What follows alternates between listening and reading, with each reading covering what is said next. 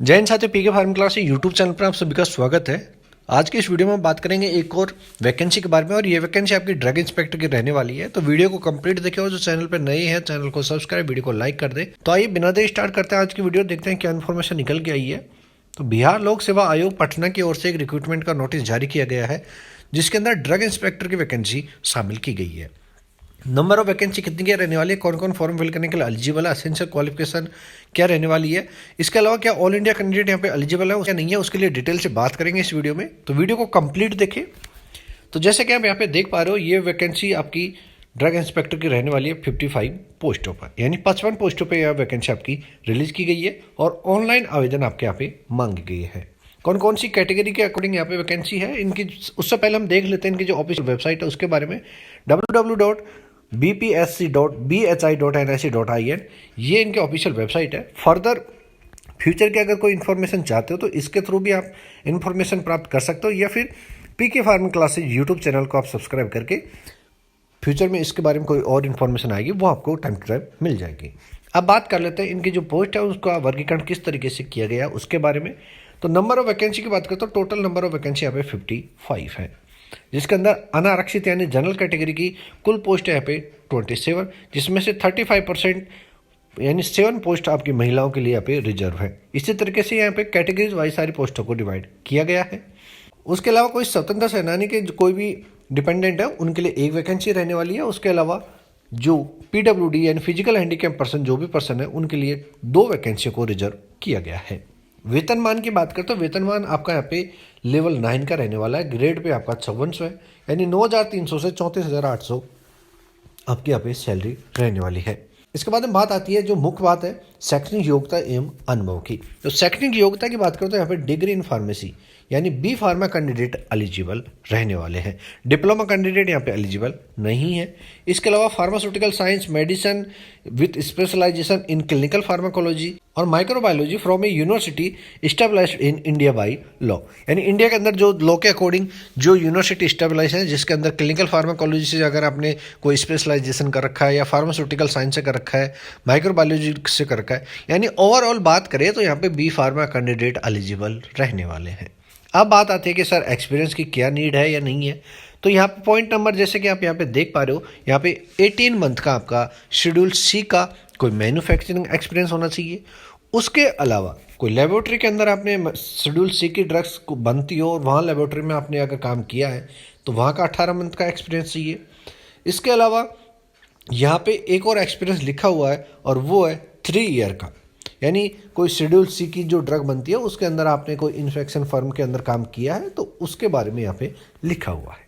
अब ओवरऑल बात करें कि आपके एक्सपीरियंस की, यहाँ पे एक्सपीरियंस जरूरी है या नहीं है। तो अब तक बहुत सारी आप सभी ने देखा होगा ड्रग इंस्पेक्टर की वैकेंसी रिलीज की गई थी, हाल ही में एमपी के अंदर भी आई हुई है। उसके अलावा ड्रग इंस्पेक्टर की यूपीएससी की वैकेंसी आई हुई थी, उसमें भी ये आपका एक्सपीरियंस का आप एक क्राइटेरिया दिया हुआ था। लेकिन जब आप फॉर्म फिल कर रहे हो तो उस फॉर्म फिल करने के टाइम पे आपको एक्सपीरियंस के वहाँ पे कोई डिटेल शो नहीं हो रही, यानी यहाँ पे बी फार्मा फ्रेशर कैंडिडेट भी मेरे हिसाब से एलिजिबल रहने वाले हैं, और आप इस विज्ञप्ति को अच्छे से पढ़ के डाउट क्लियर कर सकते हो।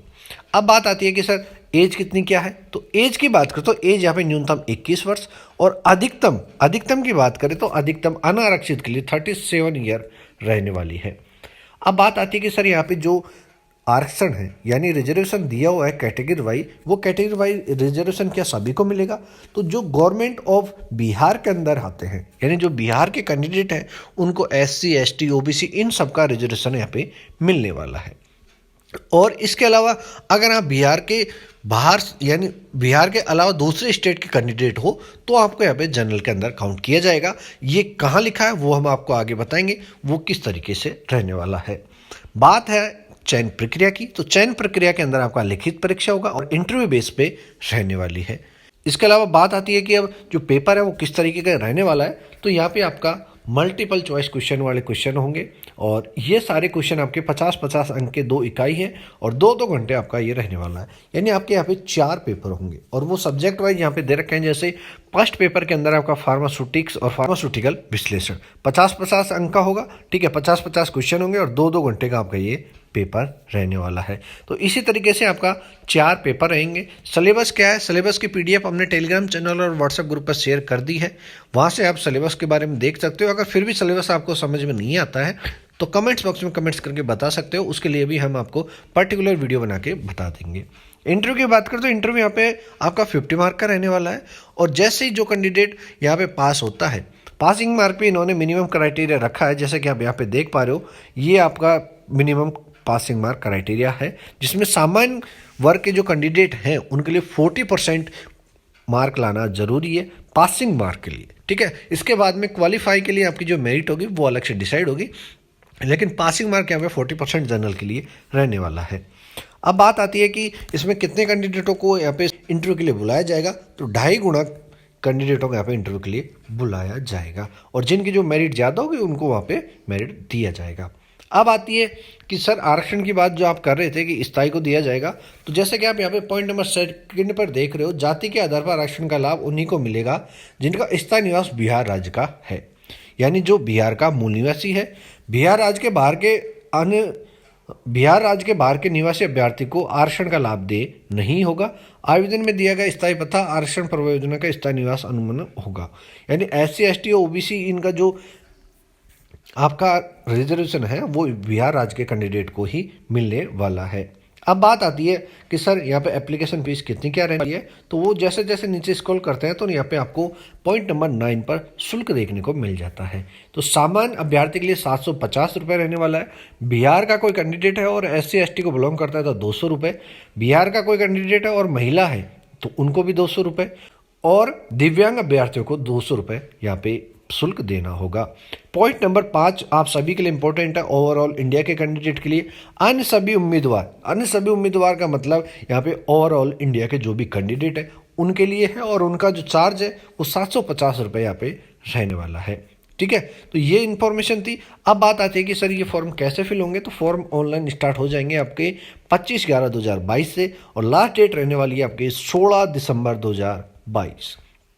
तो यहाँ पे आपको कम ही टाइम मिल रहा है, तो मेरा तो मानना है आपको जो फॉर्म फिल करना है तो फॉर्म आप स्टार्टिंग में फिल कर दीजिए, क्योंकि बाद में क्या होता है जो सर्वर है वो उसमें प्रॉब्लम हो जाती है और फॉर्म फिल कर नहीं पाते। तो ये इन्फॉर्मेशन थी। इसी तरीके की फार्मा की हर एक अपडेट्स के लिए आप हमारे साथ जुड़ सकते हो। और ऑल इंडिया कैंडिडेट की अगर यहाँ पे मैं बात करूँ तो ऑल इंडिया कैंडिडेट यहाँ पे जनरल के अंदर काउंट होंगे, और वो जनरल कैटेगरी से अपना फॉर्म फिल कर सकते हैं। आज की वीडियो में ये इन्फॉर्मेशन दोस्तों तक शेयर करें। इसी तरीके की फार्मा की हर एक छोटी बड़ी अपडेट्स के लिए बने रहे हमारे साथ। मिलता है नेक्स्ट अपडेट में, तब तक के लिए जय हिंद, जय भारत, राम राम सा।